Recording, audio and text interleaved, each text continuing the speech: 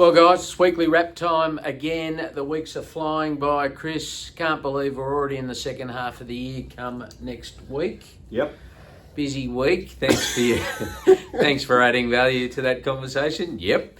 And I just loved this week just gone. We have had two winners this week, and it's really impressive that they were two maidens who broke their maiden. Absolutely wrapped with that and wrapped for the owners. Starting last Saturday with Cheeky Dancer in her first racing preparation, cracked a maiden, and with a dead heat, mind you. Yeah, it was. I think only our second dead heat ever in Triple Crown's history. So obviously they don't happen often, but as a nail-biting finish and so exciting to see her get the result.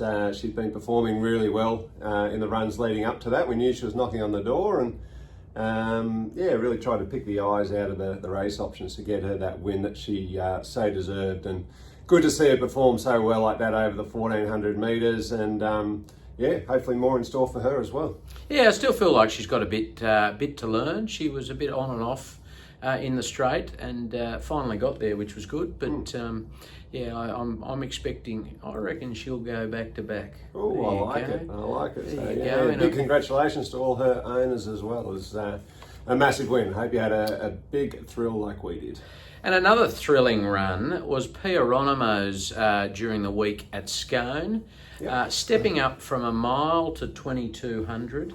Loved it. Got absolutely smashed in the straight, about 300 out. Knocked out of the road by the second place getter eventually, and he came home with a wet sail. Didn't he, White? He absolutely relished that distance, the 2200 metres. Obviously, we'd been working towards that goal of getting him up over that trip. We thought that's where he was going to be better suited. Lovely to see him actually convert. I thought the race was gone from him actually when he did cop that interference about 300 out. But to his credit, he regathered himself, and Braith Knock, who was on board, really encouraged him well and hit the line very, very strongly. So wouldn't even be surprised if he got a bit further at some point. But Cup's horse? Oh, I like the sound of that. But, first Tuesday in November. You never know. Why not?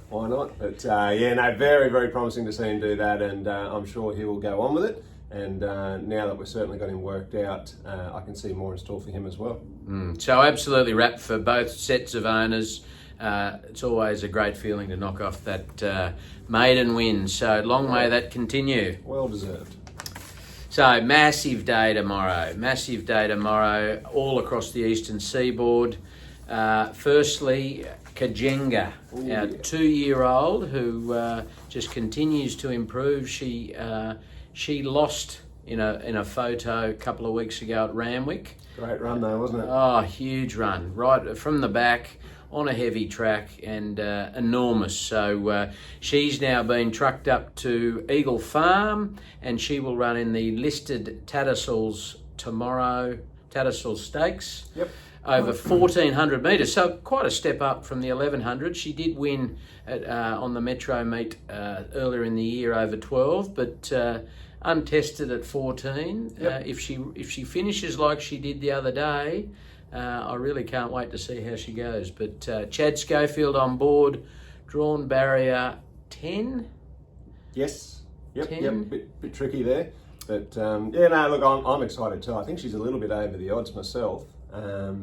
About 21 or so. 21 at the moment. She's had the 2 runs over 1,100 metres, so I don't think it'll be too much drama stepping up to the 1,400 here. The way that she's finishing off that last run, you'd have to think that she'll appreciate 1,400. Certainly her Cy King's Legacy did, so hopefully that's passed through to him. But I can see her getting back. There's a fair bit of speed in this race. As we mentioned, it's a bit of a tricky gate, so she'll probably be back in the second half of the field, but I can see her really charging home hard late. And fingers crossed she can get the job done. I mean, even a top 3 finish would be great for her residual value down the track. I think she's a little over the odds in a very open race with many live chances, but I actually think she's one of them. Yeah, and a cast of thousands on track tomorrow at Eagle Farm, and plenty more owners, young and old, not there. So good luck to everyone there. And then we move down to Rose Hill. Chris, you'll be on track tomorrow at Rose Hill? I will be on track whilst you're getting it done up at Eagle Farm. Myself and your lovely wife will be on track at Rose Hill getting it done down there. Very, very good. We've got race 3. We've got Cadal, whichever way you want to look at it. He's been running really well. He's been very unlucky with barriers over the last 10 days, but finally drawn a good one tomorrow in barrier 3. Stepping up a little. He's got Josh Parr on board, and look, I wouldn't be surprised to see him get the job done. Yeah, I think he's been running very well. He ran second last start. I think he's placed 3 of his last 4. So very much been knocking on the door. That last start, second, was on a soft 7, I think. He's certainly better on top of the ground, so he'll get a better track tomorrow. I think it was a soft 5 on our last look. Hopefully that gets up to a 4. That'll suit him well. Good barrier. Again, another very open race. A lot of live chances, and yeah, I think he's got to be an each-way chance. I think he's been running really well and consistently. Should get a nice run from the gate, and let's hope he's very strong at the end and can collect the chockies. Absolutely, and then we move on to Sir Artie in race 6, another who's been absolutely smashed by the barriers over the last couple of weeks. He's now 5 weeks between runs, but his first up run was sensational up in Queensland. And so he's back down here now and up to the 1,500 metres and drawn okay, and looking forward to seeing him step out as well. Yeah, I think his first up run was excellent. Usually probably hits his best round about a third up of a preparation. We're second up here. I think he probably started the prep better actually for his first run. So yeah, I'm expecting to run really well. I think he should get a nice run in the race from barrier 6. Andy Atkins on board. We know he's got a booming finish on him, especially on a dry deck, which he loves as well. I think stepping up to the 1,500 metres, off a little bit of a break between runs. So I guess there's a slight chance he might be vulnerable in the last 100 metres or so, but I think he's every chance. I think he's a good each way chance as well. Geez, you'd love to throw in the each way, don't you? Well, you can sit on the fence. Oh, no, he's just going to smoke him. He is just going to smoke him. And then we're back up to Gatton, country Queensland. We've got Merchant Lady. She's coming back from an extended spell, and she's been trialling really well, and really, really excited to get her back to the races. Yeah. She's a talented girl, that's for sure.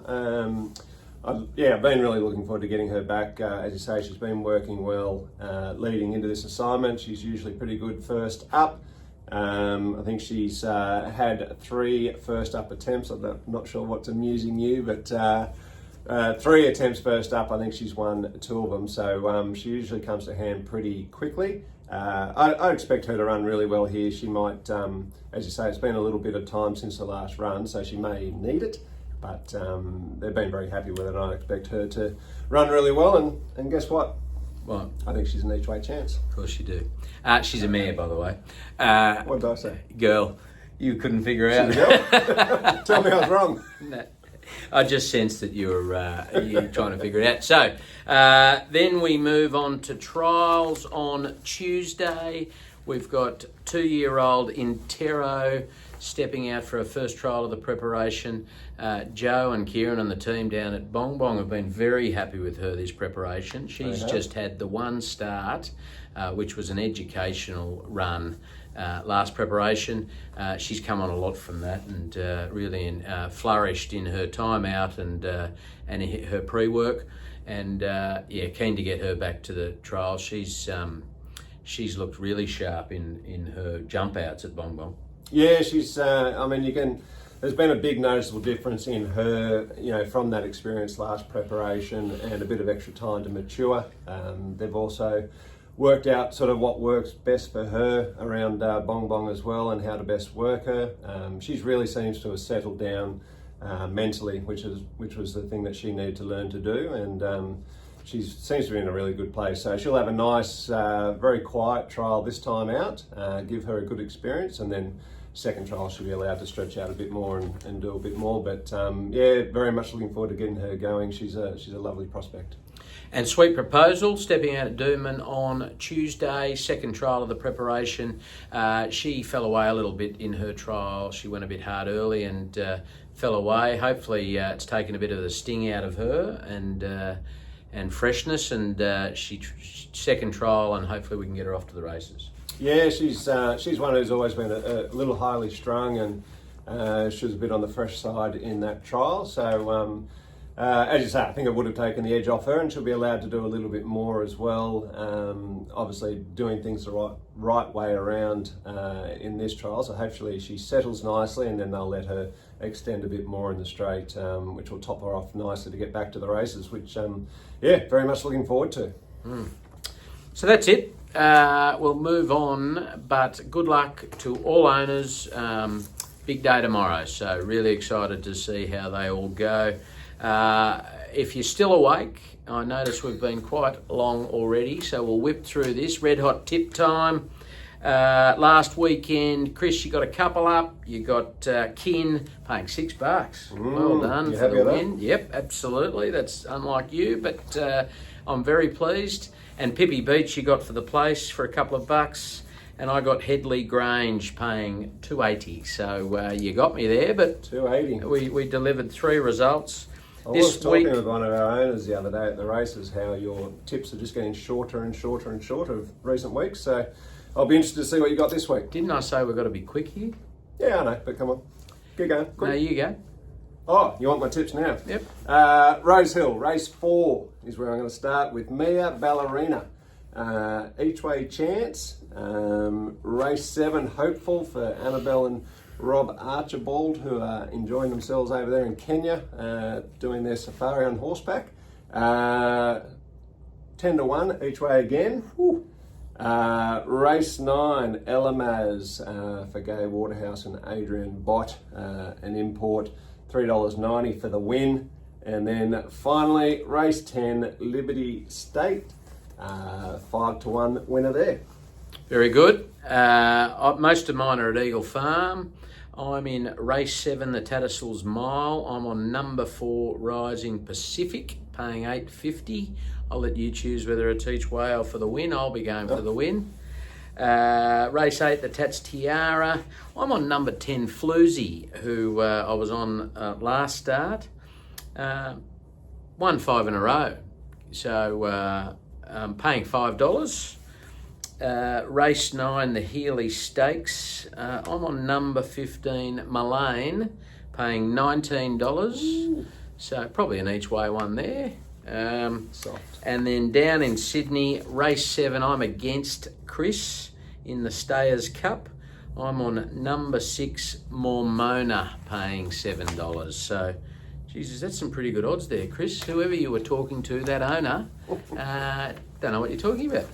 Oh, well, let's see how he goes. So he's got bragging rights on Saturday afternoon. But in the meantime, everyone, have a wonderful weekend, and best of luck to all our owners with runners going around. See you guys.